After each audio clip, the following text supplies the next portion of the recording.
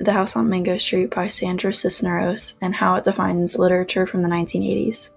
The House on Mango Street by Sandra Cisneros is about a young girl who grew up in Chicago, Illinois. This is a coming-of-age story about a girl named Esperanza Guerrero, who is 12 years old. She moves into a new house on Mango Street filled with hope. This house was special to Esperanza's family because it was their own house, and their last house had many problems with many broken things that their landlord refused to fix. She quickly sees the flaws of her newfound home. She faces problems of sexual assault and learns to cope with writing. She dreams of moving out of Mango Street and into a house of her own where she can write without interruption, but realizes that she can't just abandon the women she lived near.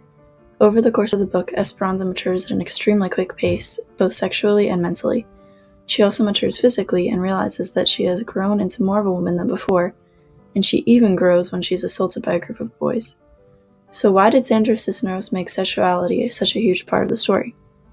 In the 1980s, people didn't care as much about minorities and their well-being, especially in big cities. They especially didn't pay attention to sexual harassment that might have been going on. Sandra wanted to highlight the issues that female minorities faced that most people would not hear about. In her writings, Sandra Cisneros was known for talking about uncomfortable topics such as race and gender, and she uses voices rather than characters to tell her stories. Growing up, Cisneros had one strong female role model, and that was her mother, Elvira. Because Sandra had such a strong role model to look up to, she wrote about Esperanza and her hardships. Esperanza struggles with finding her purpose in life, which is a very common theme in coming-of-age novels or movies, especially in the 1980s. Esperanza wants to stand out from the other girls and people in her neighborhood, but eventually realizes that she doesn't need to stand out and change her name, and she stops trying to force herself to mature sexually.